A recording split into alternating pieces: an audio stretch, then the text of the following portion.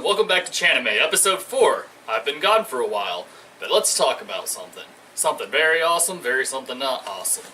I don't know. Can we cut that? Okay, so I've never been the kind of person to criticize modern society for all of its buzzing gadgets and lack of socialization. However, it is hard to deny that sometimes you just need a rest from all the hustle and bustle and everything that's going on. A time for cool, calm, and reflectiveness. Normally, you would go outside and look at the stars, or go hiking on a deep nature trail. Regardless what it is that you do to calm and collect yourself and to have actual introspection, you normally don't sit down and watch an anime. That is, unless it's Kikis delivery service. Roll the intro.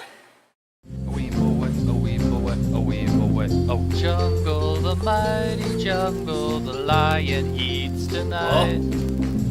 Oh shit.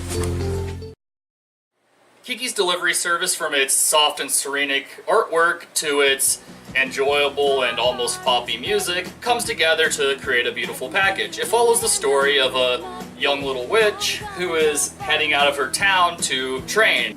In order to officially become a witch, she has to find a town in which another witch has not yet settled and live on her own for a certain period of time to discover who she is and what she wants to do. It is at this point that the show really sets itself apart. You see, most of what happens throughout the film is set in the mundane and the everyday, but it breathes new life into it and makes the plot important, and instead of going for an epic, overarching story, it instead goes for the personal and the deep. And at the end of the film, you might find yourself reflecting on yourself: why do I do the things I do? Why do I set out into life? And what is really important to me? However, the spectacle of Kiki's delivery service doesn't just end with the plot, the artwork, or the music. It continues through with the way that it delivers the characters. You see, many shows like to explain or have the character express exactly what they're feeling or what the reactions are to some things. This never happens in Kiki's delivery service, yet you always know exactly what is being felt and what is being dealt with. And in this way, it takes something that is normally complex and gives it a feeling of simplicity. And in this case, by complex, I don't mean like interwoven and interconnected in some mathematically complete way. No, it's still simple subject matter, but there are multiple layers to it. Take, for example, later in the film, Kiki is tasked with delivering a cake that a granddaughter is trying to bake for her daughter's birthday.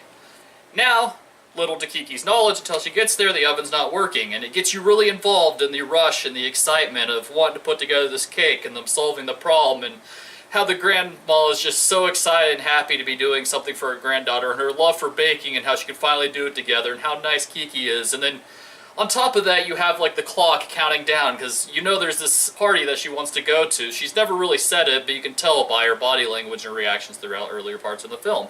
And so all that comes together to just create a sense of authenticity. And then later when she delivers it, the reaction may or may not have been what she wanted. Now, she never talks to anyone about this, she never expresses what it is, she just kind of storms home like sad and upset, and the story rolls on, other events unfold. And to avoid any spoilers, I won't go any further than that.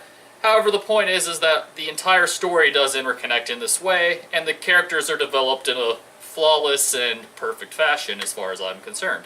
Now, I've not seen very many Studio Ghibli films, so maybe this carries over to other ones. I do know that they're a very renowned studio. And because of that, I would like to be taking suggestions from you guys on what Studio Ghibli films I should watch next.